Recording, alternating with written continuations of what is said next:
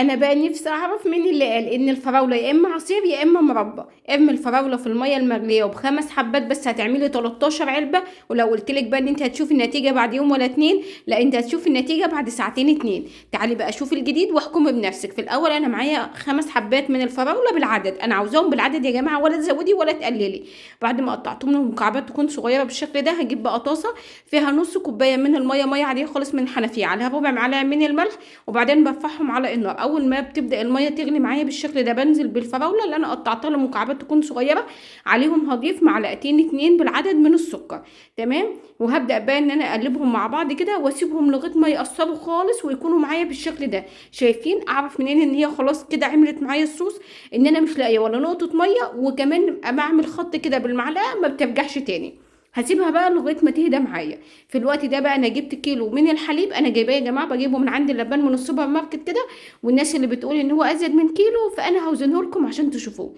دلوقتي بقى انا هاخد الحليب وهبدا ان انا اغليه. وبعد ما بنغلي الحليب ويوصل بقى لمرحله الغليان زي ما كلنا بنغليه، هسيبه لغايه ما يهدى معايا واضيف صبع كده وانزل صبعي ايدي تستحمله، يبقى درجه حرارته 40. هجيب بقى الصوص الفراوله اللي احنا حضرناه وهنزل كده واديله تقليبه. لو عندك هاند بلندر اشتغلي بقى على طول. طيب انت ما عندكيش هاند بلندر، هجيب بقى شفشق الخلاط وهنزل بالحليب على الفراوله، وكمان هضيف عليهم كوبايه من الزبادي، اي نوع زبادي متوفر عندك، حتى لو زبادي بيتي انت كنت عاملاها قبل كده ضيفي منه معلقتين كبار. هي العلبه دي عباره عن معلقتين كبار. تمام. هاخده بقى في الخلاط وهبدا ان انا اضربه لمده دقيقتين لغايه ما الفراوله تدوب تماما مع الحليب والزبادي. وطبعا بكشف الخلاط كده عشان تعمل الفوم ده، والفوم ده هتشوفوا نتيجته دلوقتي. في مصفى بتاعه اعشاب بقى تكون ضيقه قوي، وهبدا ان انا اصفيه عشان البذور اللي بتكون موجوده في الفراوله. كده بقى جاهز معايا. نجيب بقى الاكواب بتاعتنا، اللهم بارك اللهم بارك. كيلو الحليب هيعمل معاكي 7 اكواب، وكمان البرطمان الكبير اللي انتوا شايفينه قدامكم ده، يعني ما يعادل 13 ل 15 علبه من اللي هي 75 جرام. ده من كيلو حليب واحد يا جماعة، من كيلو حليب واحد بس، و5 حبات فراولة. بدأت ان انا اصب الزبادي زي ما انتوا شايفين بالطريقة دي كده. وبعد كده في الوقت ده انا بشغل الفرن بتاعي على اعلى درجة حرارة بدون اضافة لا مية ولا فوطة ولا اي حاجة.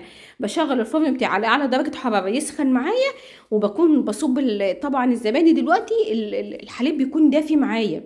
تمام. ادخله بقى الفرن بعد 4 ساعات بالظبط، يعني انا كنت عاملاه المغرب قبل ما انام، ببص عليه لقيته اللهم بارك متماسك. دلوقتي ان احنا نبدا نعمله، لا انا باخده كده وعلى باب في التلاجة بحطه كده. انا عملته من بالليل لتاني يوم الصبح، وده معاكم الصبح بقى.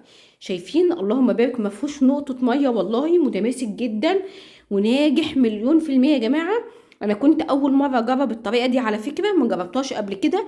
انا شفت كتير قوي زبادي فراوله يا اما معموله ببودره الايس كريم او بكريم شانتيه او بلبن بودر، او بحاجات كتيره كده، بس اول مره اجربه بالفراوله وما كنتش مصدقه ان هي هتطلع كريميه وناجحه مليون في الميه بالشكل ده. اظن بعد المنظر القمر اللي انتوا شايفينه قدامكم ده، انا عاوزه كل التعليقات تقول لي تسلم ايدك يا لولا، وهو ده وقتها. يعني هتعجبكم جدا طول شهر رمضان وهتوفر عليكي كتير. وطبعا لو مش عاوزه الوش ده، ممكن تعمليه بلبن منزوع الدسم.